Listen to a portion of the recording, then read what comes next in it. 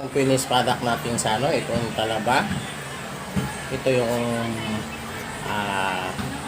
alimango.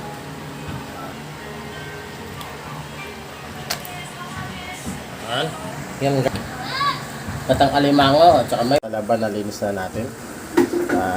Kukunti lang naman yan dahil ako at saka si Miss na naman kumakain yan. Gagawin natin yan mamaya.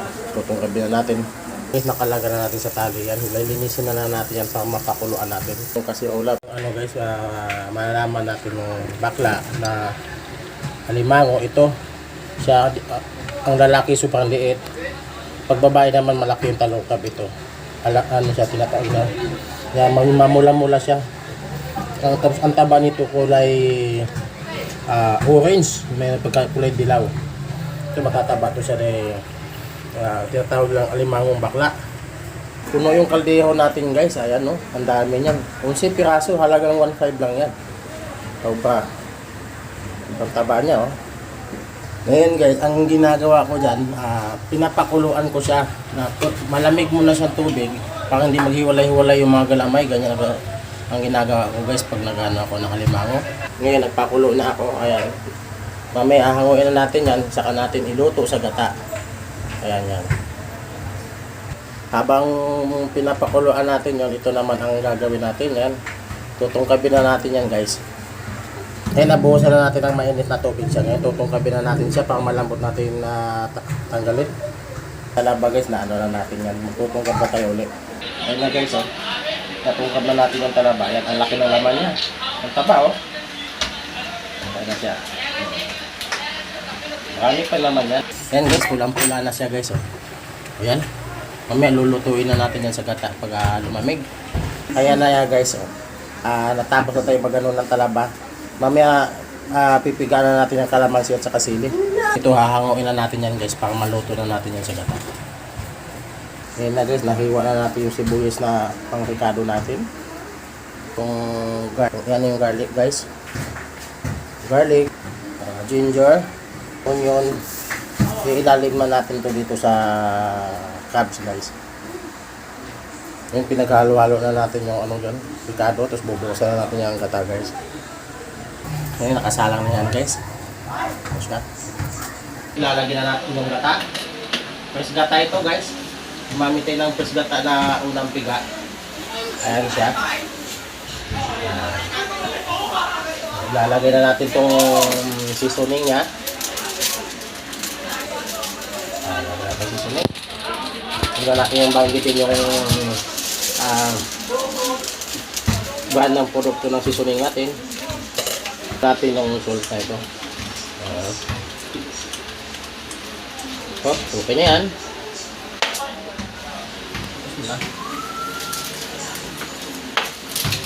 Yan, guys, habang namang inahanda natin yung na yan, niluluto natin, asikasuhin naman natin yung talaba, guys.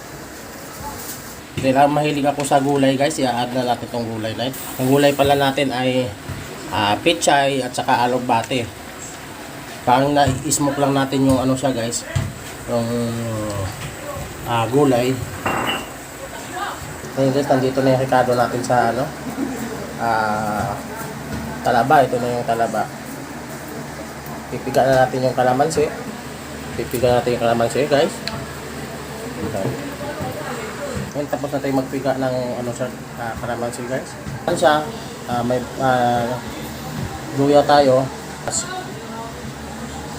Luyas. Natin yung yan, guys, pang palasa. Ayan na, ihalo na natin siya. Napiga na natin yung kalamansi, chili. Ayan. I-add na natin yung i-add na natin yung talaba, guys. Ayan. Ngayon, guys, titignan natin yung luto natin. Taran! Oh, wow! Pulang-pula na siya. Tuyo na siya. Samahan niyo ako, guys. Kakain tayo, guys. Ito naman yung talaba natin. Ayan siya. Napakasarap nito. Oh. Ang finished product natin sa itong talaba. Ito yung alimango.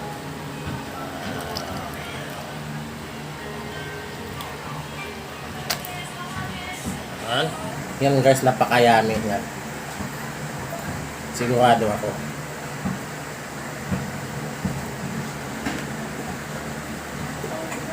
kinilaw na talaba. Sarap yan. Tapos yung rice natin guys, bagong saing, umuusok-usok pa. I-partner natin yung guys, mainit kaping kanin at saka masarap na alimango sa gata.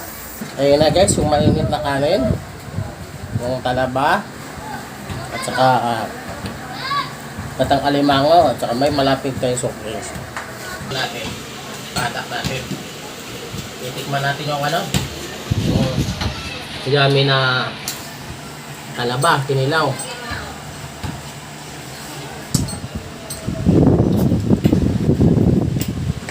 Sibuya. Perfect. Palalo.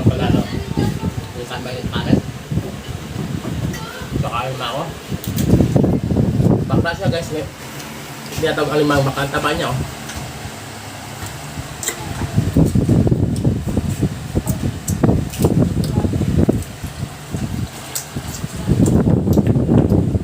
Palalo.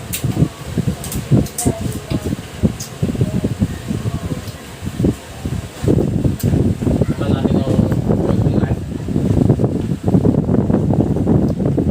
Sige guys, maraming salamat guys. Sana po ay suportahan nyo na lahat mga munting vlog ko.